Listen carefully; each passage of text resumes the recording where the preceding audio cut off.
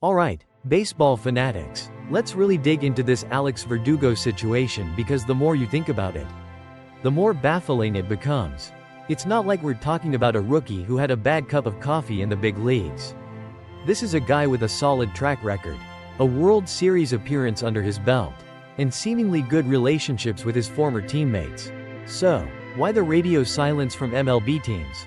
Let's put on our detective hats and dissect this baseball mystery. First off, let's rewind a bit. Before he was a Yankee, Verdugo was a highly touted prospect in the Los Angeles Dodgers system. He was part of that blockbuster trade that sent Mookie Betts to the Dodgers and brought Verdugo to the Boston Red Sox. In Boston, he showed flashes of brilliance. In 2020, he even finished 12th in the American League MVP voting. That tells you the kind of potential this guy has. Between 2019 and 2023, he put up some respectable numbers, hitting around .283 with a .770 ops, averaging about 15 home runs and close to 70 RBIs per 162 games. Those aren't superstar numbers, but they're certainly the kind of production that should make him a valuable asset to many teams. Then came the trade to the Yankees in 2024. He stepped right into the everyday left field role for a team with World Series aspirations. And as we mentioned, he didn't exactly shrink under the bright lights of October, putting up some clutch hits in the championship series. So, the resume seems pretty decent, right? It's like having a reliable car with good mileage that just went through a tune-up. And nobody wants to take it for a spin. Now, let's address the elephant in the room. That dip in his 2024 performance. An 83 ops plus is definitely not what teams are hoping for from an everyday outfielder.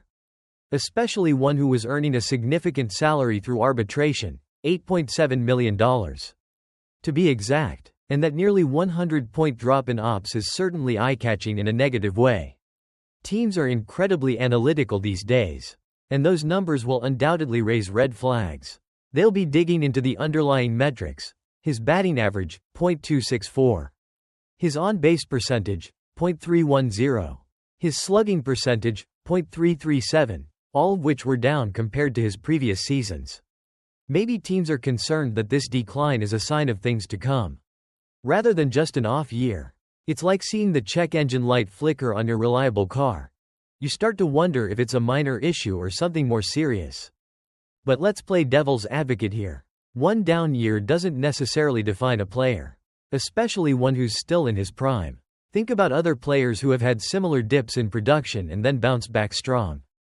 Sometimes, a change of scenery or a different coaching approach can make all the difference. Maybe the pressure of playing in New York, even though he performed well in the playoffs, affected his regular season performance. Or perhaps there were some subtle changes in his swing or approach that he hasn't quite ironed out yet. Then there's the defensive aspect. We highlighted his strong arm and range in the corners.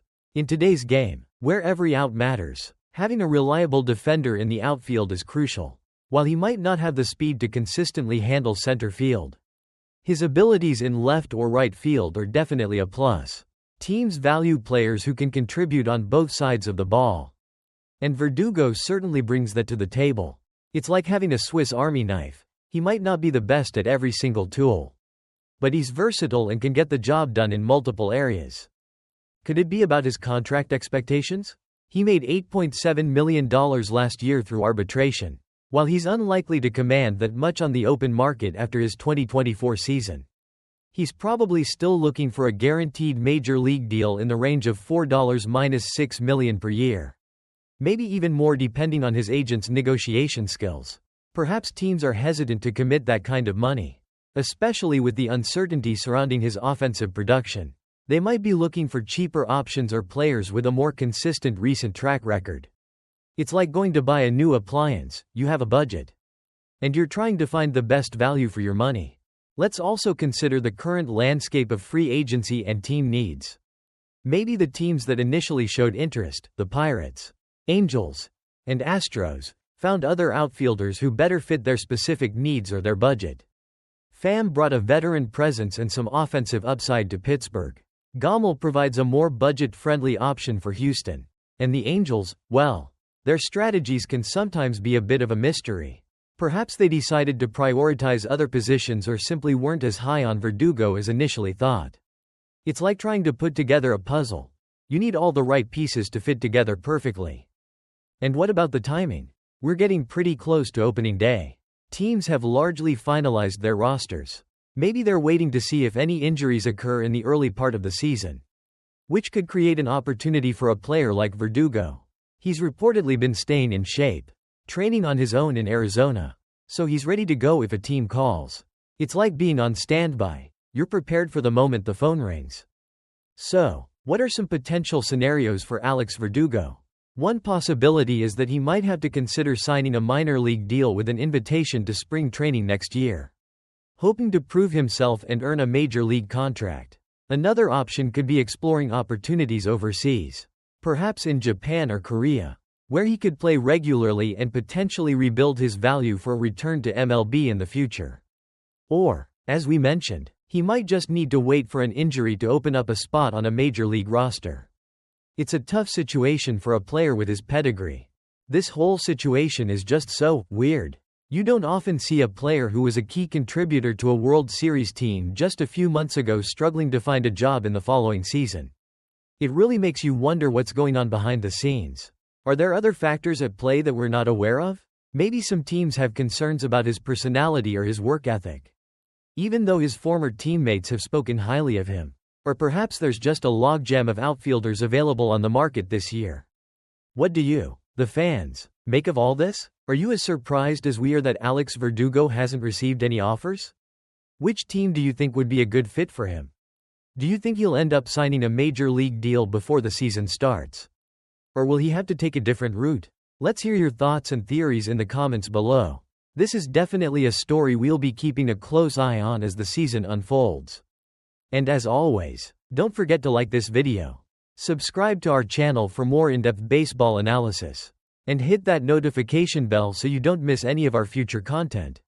We'll be here to break down all the latest news and developments from the world of baseball. What's going on, baseball enthusiasts? Can you believe that with the MLB season officially underway, there are still some pretty significant free agents looking for a home? And one of the most surprising names on that list is Alex Verdugo. This is a guy who was the everyday left fielder for the New York Yankees just last season, a team that made it to the World Series.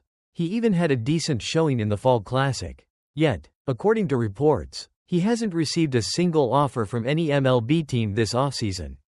That's wild. It's definitely an interesting situation, to say the least. The article even mentions that many of Verdugo's former Yankees teammates, including big names like Aaron Judge, Anthony Volpe, Marcus Stroman, and Trent Grisham, have spoken highly of him. So, what's the hold-up? Why aren't teams lining up to sign him? Apparently, Verdugo did have some reported interest from teams like the Pittsburgh Pirates, Los Angeles Angels, and Houston Astros earlier in the offseason. However, none of that interest translated into an official contract offer. Each of those teams ended up going in a different direction, opting for other outfield options. For example, the Pirates signed Tommy Pham, and the Astros brought in Ben Gamel. The Angels showed initial interest but never followed up.